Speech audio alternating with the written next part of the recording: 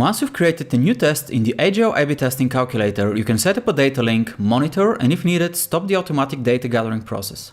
You can also manually enter test data for analysis. We'll cover this in order. First, locate the test in your list of AGILE tests. By default, they are displayed in descending order of their creation date.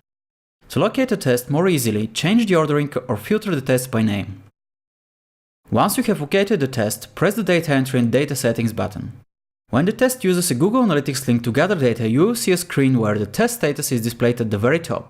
When a test is in progress, it will also contain a Stop Test button, allowing you to stop the test. Please remember that there is no way to restart the test once it has been stopped. To configure a Google Analytics link, select the account, property and view from which the data will be extracted. Then you need to tell us how to identify your test data. Start by selecting the custom dimensions you'd like to use. Then enter a unique string for the control and each of the test variants. In most cases, this will correspond to the names you gave the control and variants in your A/B testing software. There is an optional custom segment field. You can use it to instruct our software to only gather data restricted by a Google Analytics Advanced segment.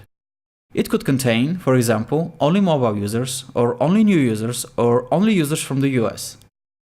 To get the segment link, open the view in Google Analytics, go to the Audience Overview report and apply just that segment to the report. Then select the whole URL from your browser's address bar, copy it and paste into the field. Our tool will automatically extract just the segment ID from the URL.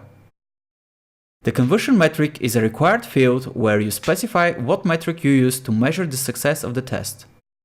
You can choose any goal, transactions, engagement metrics and others. Finally, you need to specify the start date and the frequency at which you want data to be retrieved. If, based on the maximum AGILE sample size, you expect the test to be over in about 2 months and you'd like to monitor it weekly, select every 7 days for frequency of data pulls. In this case, the test should be planned for 8 or 9 analyses. The test start date should be the first date the test started sending data to Google Analytics. It can be in the future or in the past. Don't forget to press Save Settings once you're done. The other way to enter data is manually. In this case, each dataset you enter is considered one observation. You can enter the observations in any order you want, but you need to make sure that each entry contains all data accumulated in the experiment to that point in time. You can enter the data field by field or use the bulk input option and simply paste data from Excel or another source.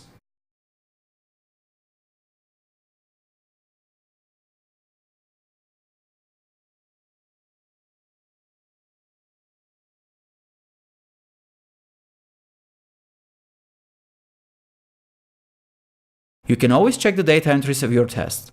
Each observation is on a separate row. If the data was entered manually, you can delete observations at will.